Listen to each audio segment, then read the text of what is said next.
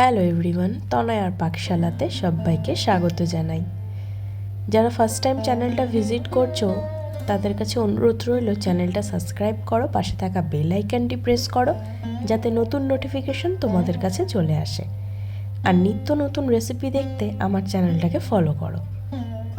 তাই আজকের রেসিপি দই মালপোয়া কিভাবে বানালাম চলো দেখে নেওয়া যাক।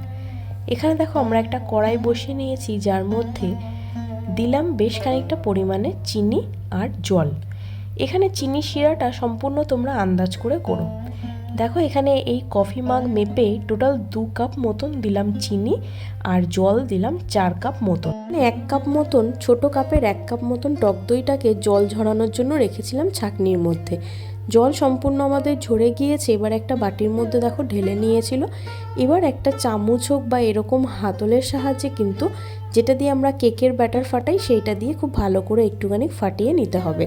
দিলাম অল্প একটু নুন আর সামান্য একটু জল দিয়ে আবারও কিন্তু খুব ভালো করে এইভাবে ফেটিয়ে নেব দইটাকে আমরা যত সুন্দর ফেটাবো দেখো চন্দনের মতন যখন হয়ে যাবে, আর কোনো দানা থাকবে না, কোনো লাম্পস থাকবে না, তখন এর মধ্যে আমাদের কিছু জিনিস অ্যাড করতে হবে।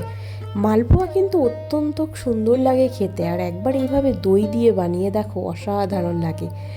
এখানে ছোট বাটির 1 বাটি মতো নিয়েছি আমরা ময়দা।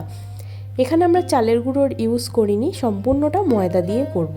অল্প অল্প করে ময়দা দেব আর এইভাবে কিন্তু আমরা ব্যাটারটা তৈরি করে নেব। এই সময় যদি জলের প্রয়োজন হয় তাহলে সেই জলটা আমাদের কিন্তু দিতে হবে। এখানে মালপোয়ার ব্যাটারটা হবে হালকা একটুখানি গাঢ় আবার একটু পাতলা। ব্যাটার তৈরি হয়ে গিয়েছে, তার মধ্যে দিলাম একটুখানি মৌরি, কারণ মালপোয়ার সাথে মৌরির এই কম্বিনেশনটা ভীষণ ভালো লাগে।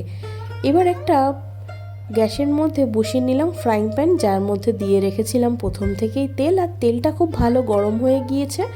এবার দেখো এই ব্যাটারটা দিয়ে দেওয়ার পর মা এটাকে 2 হাতের সাহায্যে এইভাবে উল্টে নেবে।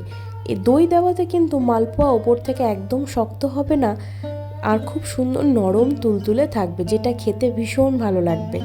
এবার এইটাকে যখন হয়ে যাবে তখন এইভাবে চিনির শিরার মধ্যে ডিপ করে রাখতে হবে 1 থেকে 2 মিনিট মতন। একবার করো আর বানিয়ে খেয়ে দেখো অসাধারণ এই রেসিপি দই মালপোয়া। আবারও সেমভাবে ব্যাটারটা দিল। খুব বেশি পাতলা হলে কিন্তু ব্যাটার ছড়িয়ে পড়বে তেলের মধ্যে আর একদম সুন্দর হবে না। এই সময় গ্যাসের ফ্লেমটাকে মিডিয়াম টু লোতে রেখে কিন্তু করতে হবে, নইলে সম্পূর্ণ জ্বলে যাবে। এখানে দেখো রস অর্ধেকটা টেনে নিয়েছে। এইভাবে আমরা সম্পূর্ণ 2-3টে করে নেব। এবার চলো প্লেটিংটা করে নিই।